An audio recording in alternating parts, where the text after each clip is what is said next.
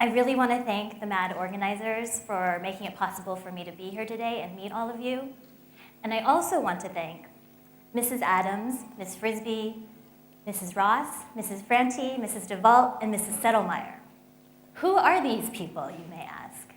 Well, they're my 6th grade, 5th grade, 4th grade, 3rd grade, 2nd grade, and 1st grade elementary school teachers.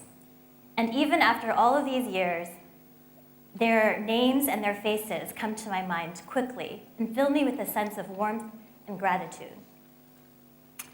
I think that the older I get, actually the more I look up to them. Because even though I don't remember everything that they taught me or what grade I got in their class, the way that they made me feel stays with me. And that's such a tremendous power of a teacher. How many people will remember us after we're gone? But a teacher has years and years, hundreds and hundreds of students that will remember them possibly for the rest of their life, for better or worse. And child development theories and studies underscore the importance of experiences during the elementary school years in building up or inhibiting a person's self-confidence, efficacy, values, and motivation to learn. So because I myself have experienced and valued my own elementary school education, I care about it so much, and that's why I focus on it in my work, and that's why I do what I do. But I'm from California, so why am I now working in China on elementary school education? Well, I didn't start out doing that. I was an economics and international relations major in college, and I was drawn to go to China and study abroad because I was interested in learning about this global superpower and investigating its impact on the world through its economy and through international relations. But one day in Beijing changed all of that for me. I went with my classmates to an acrobatics performance. And during the show, I took a break and I went to the restroom. And there I met a woman whose job it was to hand out paper towels. So by that time, I learned that one of the most interesting ways to learn about China and the ways where I would gain most insight was not necessarily from my professors or from reading the textbooks, but from talking to ordinary people in everyday life. So after I thanked her for the paper towel, I struck up a conversation and I asked her where she was from. And it turned out that 4 years ago, she and her husband had moved from a province in central China to Beijing to make a better income for themselves. And the work was hard, and they lived in very dismal conditions. But what worried her and hurt her the most was the fact that she had to leave behind a young son in the village who was now living with his grandparents and whom she hadn't seen in a long time. So since the Chinese New Year was coming up, I asked her if she was planning to return home to reunite with her son, and she said that she couldn't because she couldn't afford the train fare and she was afraid of losing her job. So her story was so interesting, I forgot the rest of the show, and I couldn't get her situation or her son out of my mind. Who were these children who were growing up without their parents in the countryside? What kind of education were they receiving? After I returned to California, I decided I wanted to investigate this question further. And so I applied for a fellowship to return to China for a year and do firsthand fieldwork. I traveled to a lot of rural areas, and I realized that rural areas and urban areas were struggling with a lot of problems. So the inequalities between urban and rural areas were very stark. They came out in terms of income inequalities, as well as access to social services like education and healthcare, as well as avenues to correct injustices. And I would have thought that education, getting more rural children educated, would help to solve some of those problems, would be working to improve conditions in rural areas.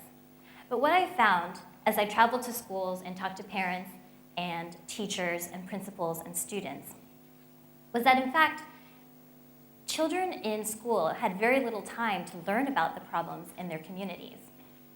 They were in school sometimes for 10 hours a day, unable to leave the school grounds.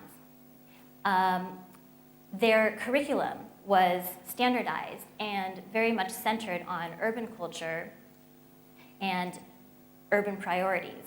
So sometimes the examples or the questions in their textbooks or on the exams would be about urban culture that they had very little direct familiarity with.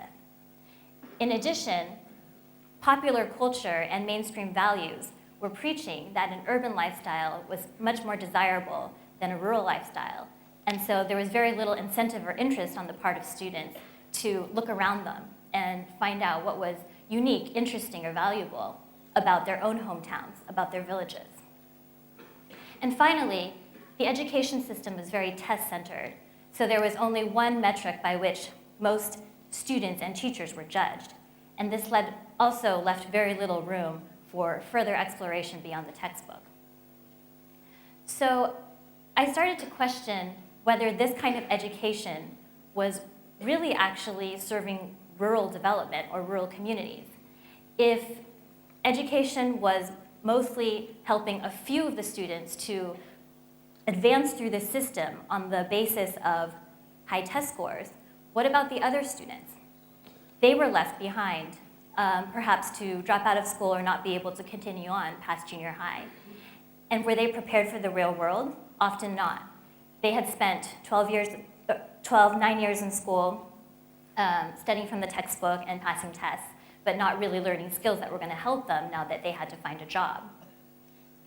And secondly, they also didn't know very much about their hometown, and those who did manage to go to college or get a good job in the city had very little reason to feel like they would ever want to go back to their hometown or do anything to help improve its conditions.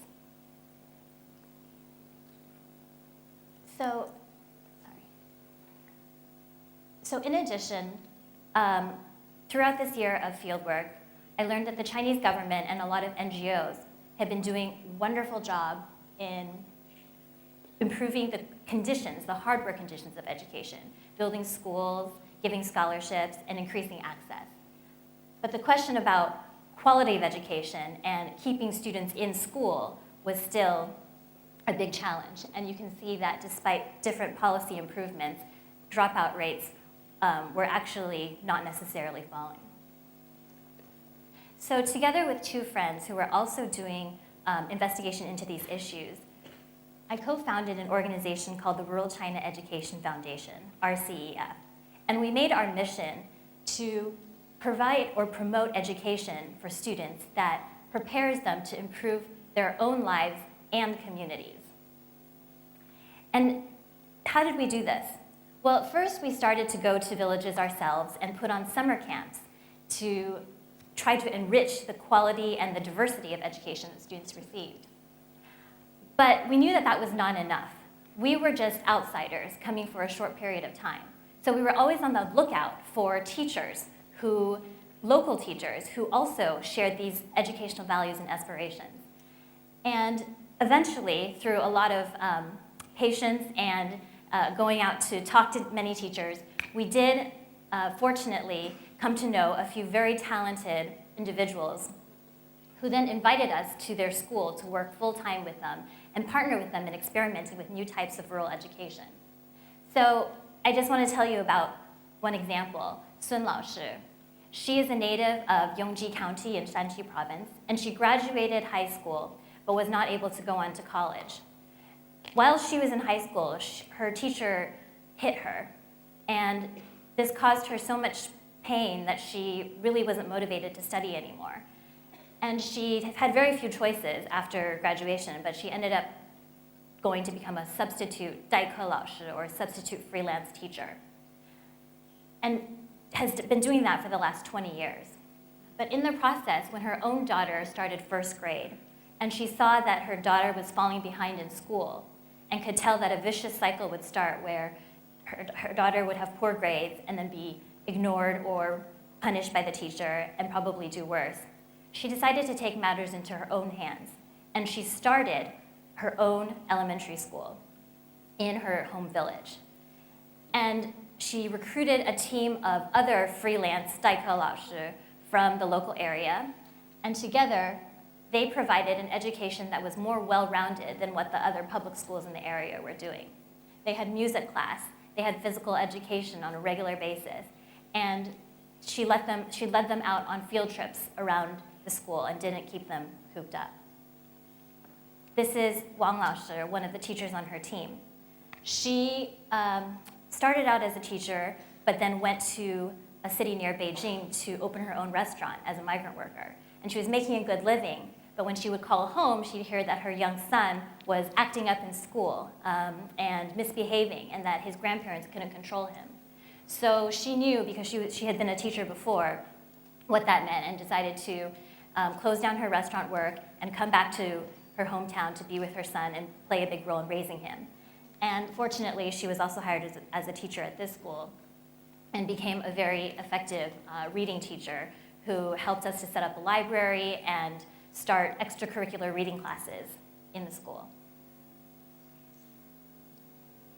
In addition, the RCEF staff who were based in this school helps the teachers to think about ways to engage students in learning by using the resources in their immediate environment.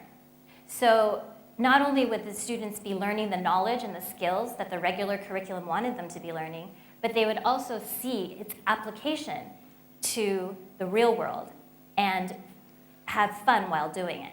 So I want to show you a video, a quick video that is a case of this.